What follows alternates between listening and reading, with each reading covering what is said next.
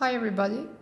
Today we are going to talk about defining relative clauses plus present perfect and past simple. Starting with defining relative clauses.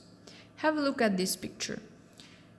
The first one says, a bus station is a place where a bus stops. The second one, a train station is a place where a train stops. As you can see here, the second part, where we are using where, explains or gives more information about the first part of the sentence. So about the bus station, it gives more information. Now let's see when do we use them and some examples. We use relative clauses to give information using a relative pronoun. That pronoun can be which, who, that, whose, where, etc. Examples: Turkey is a country which you can experience the 4 seasons in. So here, which you can experience the 4 seasons in, I'm talking about the country, which is Turkey. So I give more information about this country. Another example: the woman who is standing there next to the building is my teacher. So I'm talking about that teacher. I'm giving more information about that woman so people can understand who and what. What about the relative pronouns that we use? If we want to refer to things or objects, we are going to use that or which. If we want to refer to people or even sometimes to animals, we have to use that or who, one of them. About places, we have to use where. About possessions, we have to use whose. Now, something that you have to pay attention is defining relative clauses give you essential information. You don't use commas here. Don't forget, no commas.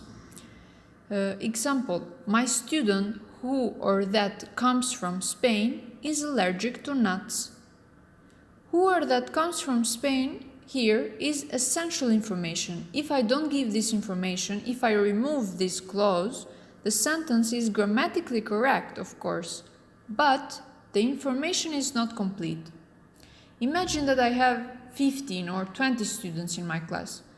Which one has the nuts allergy? So I should specify a student from Spain. Of course, we can omit the relative pronouns, but when?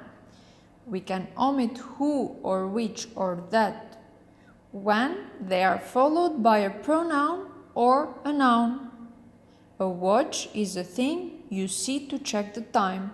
As you can see, here I didn't use a watch is a thing that you use to check the time. I directly said a watch is a thing you use to check the time, because it's followed by a pronoun or noun. It doesn't matter, one of them.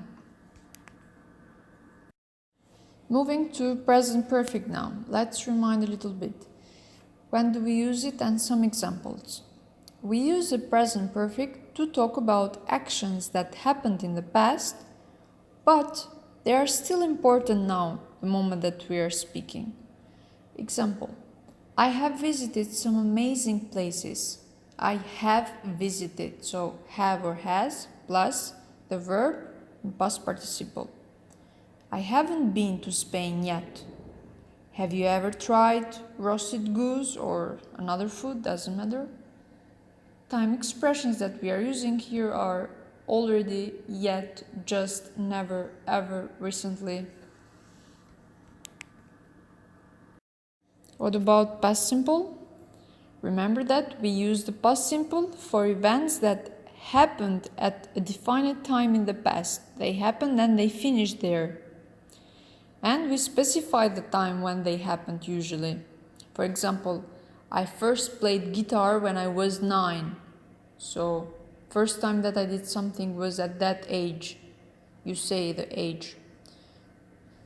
Time expressions that we use are specific. Yesterday, 2 days ago, last week, at 2 o'clock or 10 o'clock. in 2005, when I was 2, when, what time. All of these are time expressions used in past simple.